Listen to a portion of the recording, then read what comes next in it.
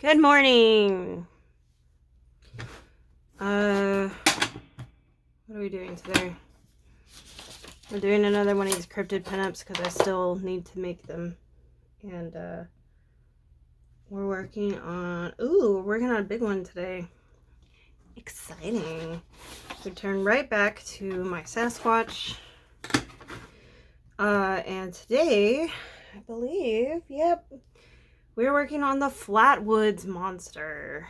I will say that I don't know a whole lot about the Flatwoods monster, but that's why I did my research and decided to look some stuff up. So before we get started, I'm going to briefly read off of my research. And all right. At 7:15 p.m. on September 12, 1952, two brothers, Edward and Fred May, and their friend Tommy Heyer, said that they saw a bright object cross the sky and land on the property of a local farmer, G. Bailey Fisher. The boys went to the home of Kathleen May, where they told their story. May, accompanied by guardsman Eugene Lemon, went to the Fisher farm in an effort to locate whatever it was that the boys had said they had seen. The group reached the top of the hill, where Nunley said they saw a pulsing red light.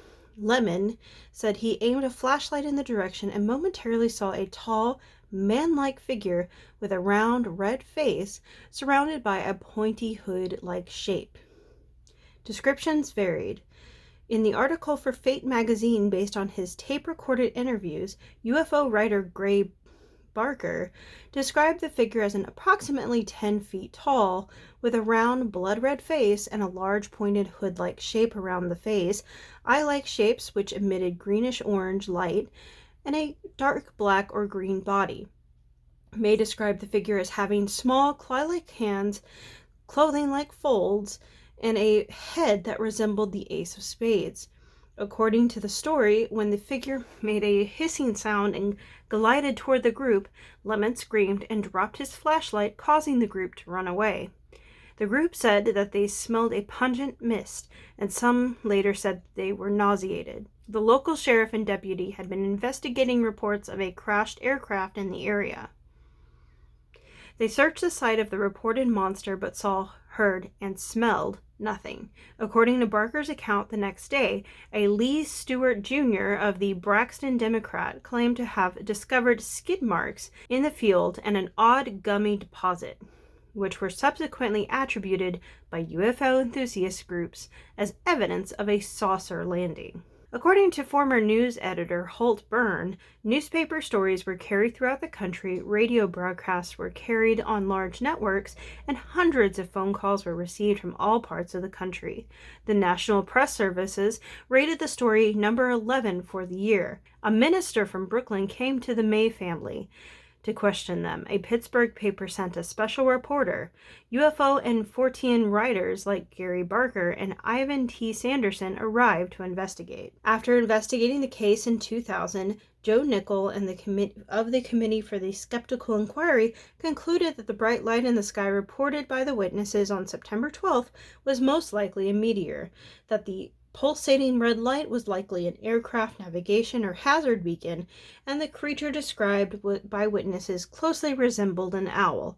Nichols suggested that witnesses' perception were distorted by their heightened state of anxiety. Nichols' conclusions are shared by a number of other investigators, including those of the Air Force. The night of the September 12th sighting, a meteor had been observed across 3 states, Maryland, Pennsylvania, and West Virginia.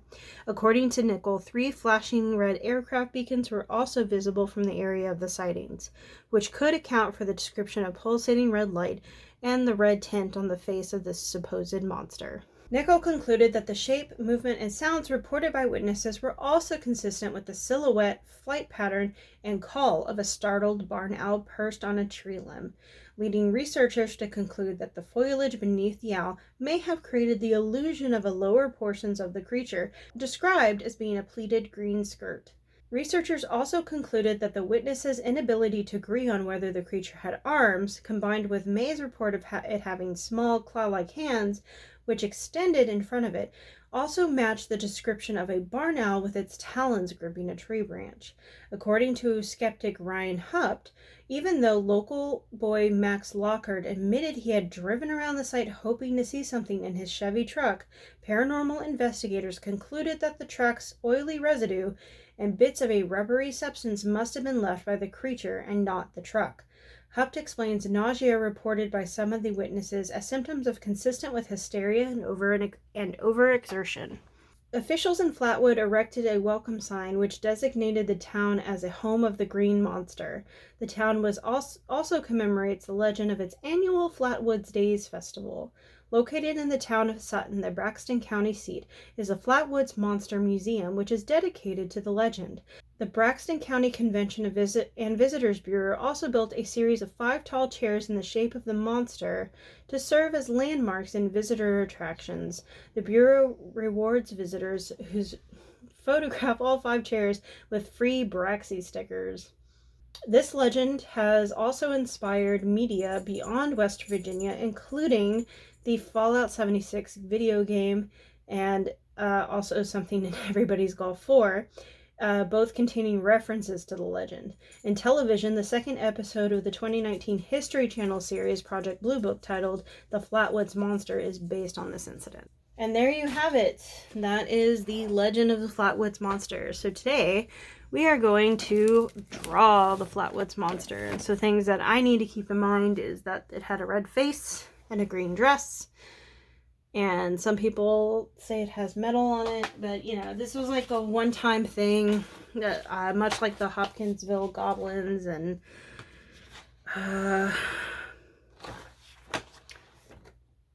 yeah. So I guess our one-shot characters today are the Flatwoods Monster and the Hopkinsville goblins. Both are considered to be very alien-like in nature. So yeah, let's get started.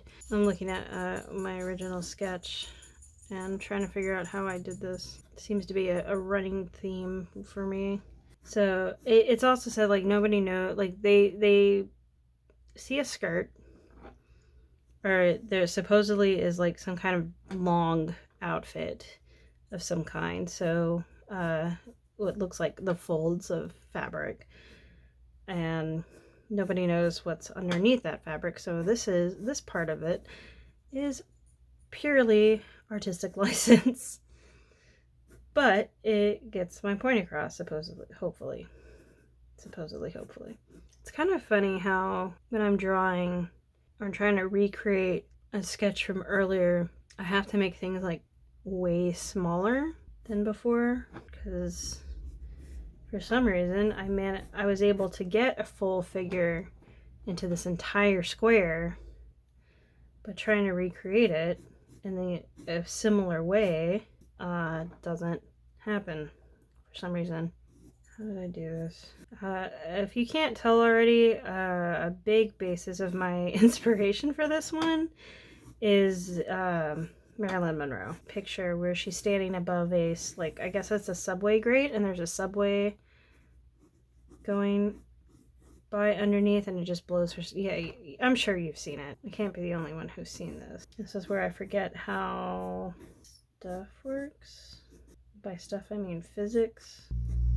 The original artist rendition has like one brow that I'm angry, but here it's surprise, like, oh no, everybody will know I skipped leg day. I feel like a lot of the renditions show it as like kind of a mechanical creature, so I kind of feel like most of its body is a robot.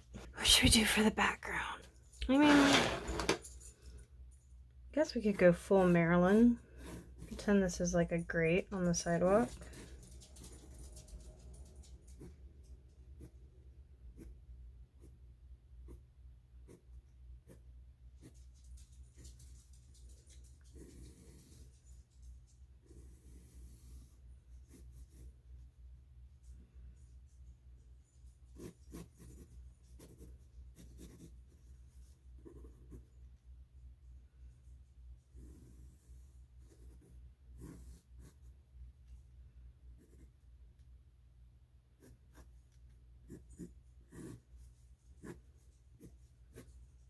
And then this would be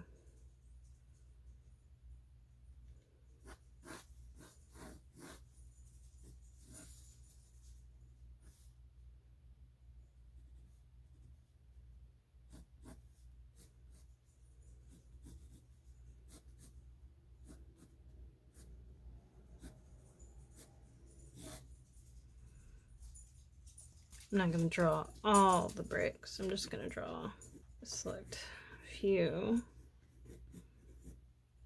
Kind of break up the background a bit. Alright. So I guess that's I know it was like set in the woods or whatever, because a lot of stuff is set in the woods. But if we're going to go full Maryland, we might as well go full Maryland. Just going to give it a little more of a mechanical... Oh, I see a mistake I made. Oops. Whee! Sorry I'm not very talkative today. I don't really have a lot to talk about. As I'm recording this, though, tomorrow is my birthday. So when this gets posted, I will have turned 34. So, you know, that's exciting.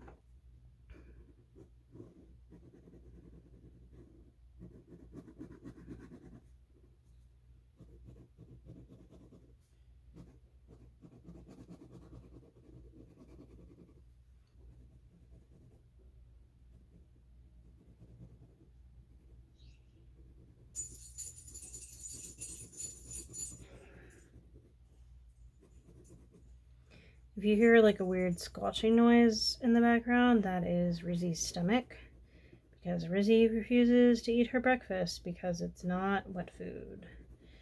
But we have a bunch of dry food that she needs to eat anyway. So it's what she gets is dry food until she finishes it. She'll eat it during lunch because she usually waits till my roommate comes home from work and sits down to eat her lunch. I'm just really not talkative today, so that's gonna bode well. Hopefully that means I'll be way talkative tomorrow, because I'm gonna do some voice work tomorrow. And by voice work, I mean recording. I have to re-record a couple of chapters or a couple of videos for my gaming channel, because somebody, not mentioning any names, forgot to turn the mic on for 4 hours. Before we get to the coloring, I'm going to clean this up a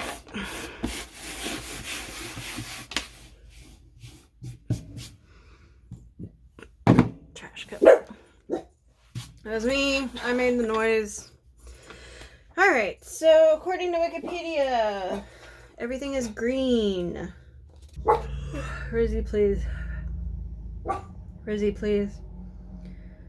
Rizzy, please. Oh, you know what? Since I'm working on that, let's see. Let's grab some stuff.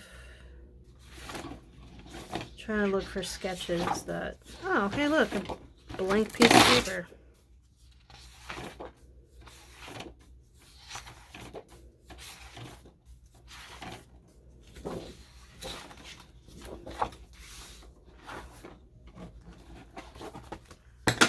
So according to Wikipedia, it is a man-like figure with a round red face surrounded by a pointed hood-like shape, which is this. But it also small claw-like hands, which are being covered up by the skirt, and the skirt is green. So what we're going to do is we're going to take this red. I have a feeling that the hood too is red, because it said there was like a glowing red aura. Looks like an upside down angry face. So we're not gonna color it in, we're just gonna kind of give it the illusion. Maybe round it out just a bit.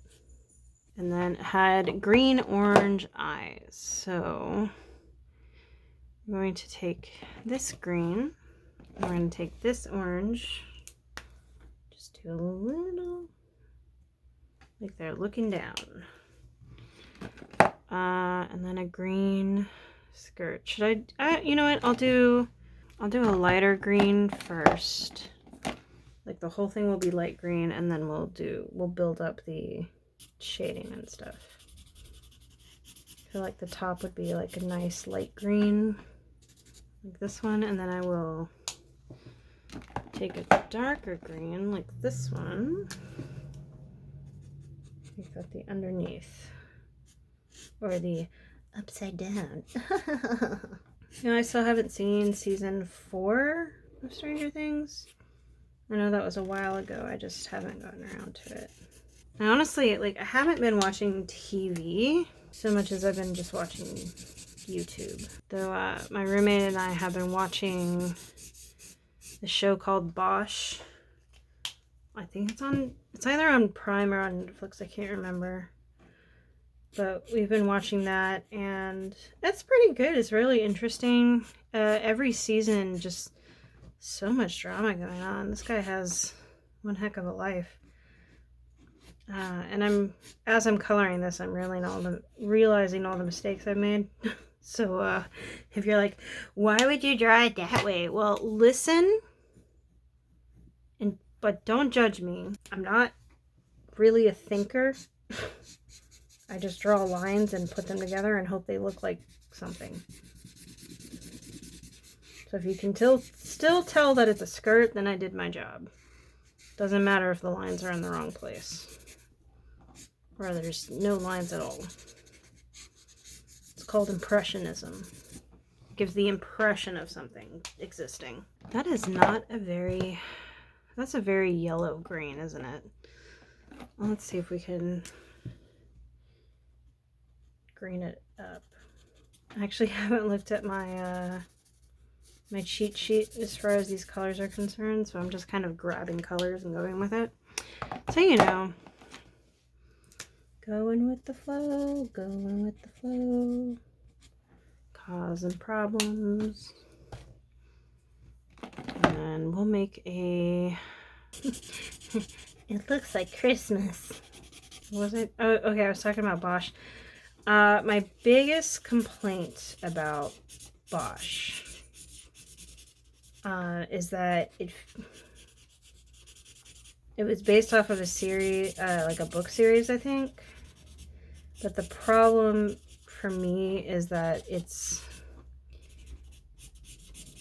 even though it was made very recently, like I think 20 teens, like the late 20 teens is when it was made. A lot of it is dated, just very, very dated. It's dated from before that time, and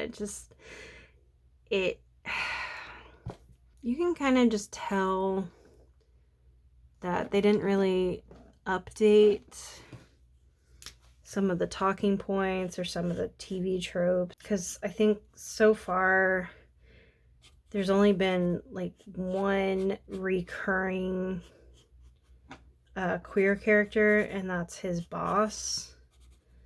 But they don't really talk about her queerness, and they don't show it or anything like that. And a lot of the other queer characters that they've had on the show die horribly. So, you know, fun times, right? So, you know, it is very much so a bury your gaze type of show, but that's such a small part of the show that it's not really worth it.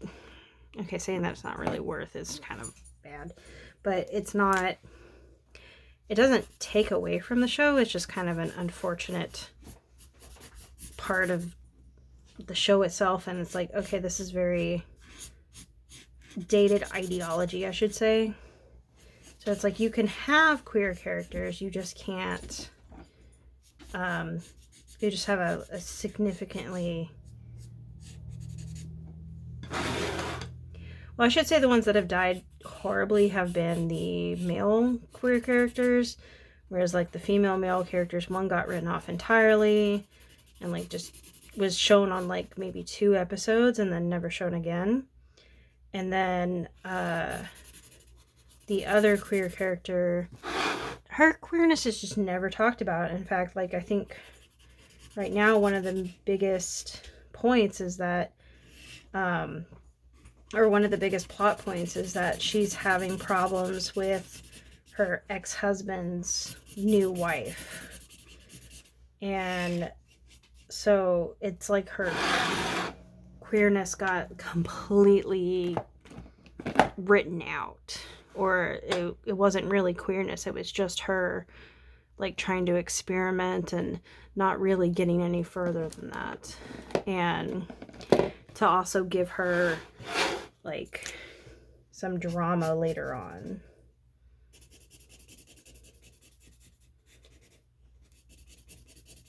I know I'm painting a really bad picture of this show. But it's a good show. It's just, as a queer person, I'm kind of like, I look for that kind of thing in shows. It's just like, how are the queers taken, like, how are the queers treated in the show? And if they're treated like prop device or like just plot devices, and it's just like,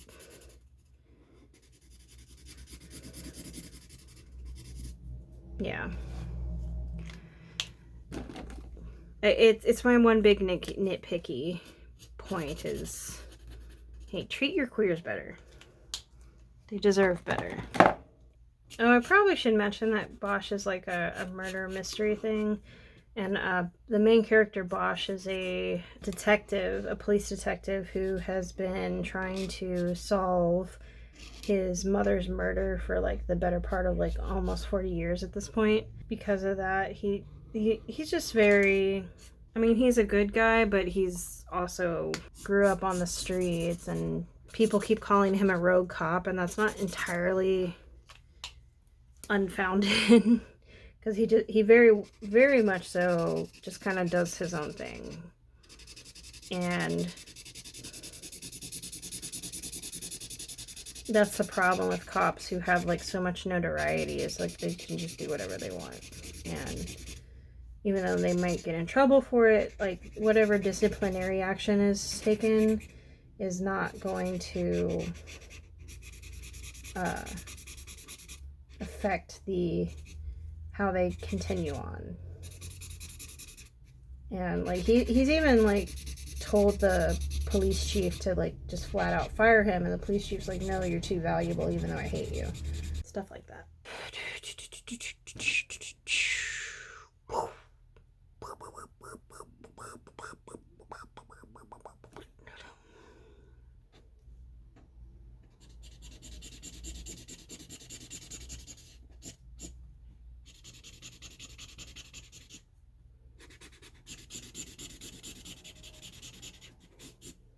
What should I do? The bricks. I don't know what to do.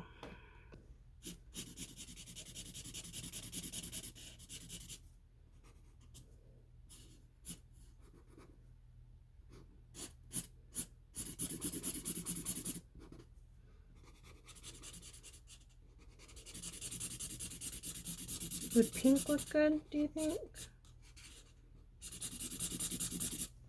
I think I have a salmon-y color. Is this the salmon? It's the sienna, which is the brown.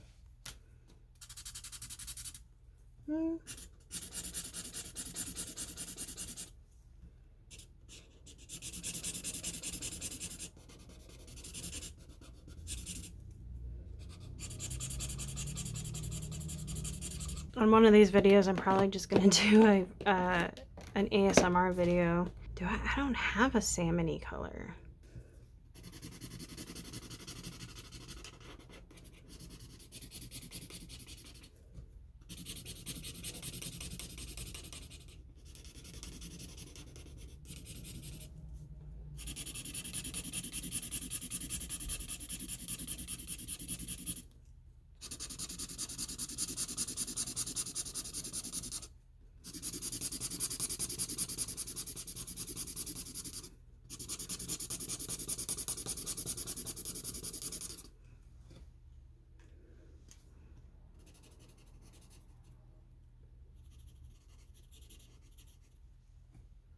Alright, that's my Flatwoods monster.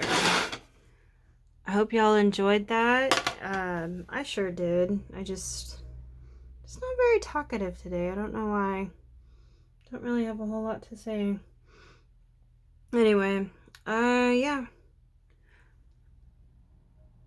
I'll see y'all next time.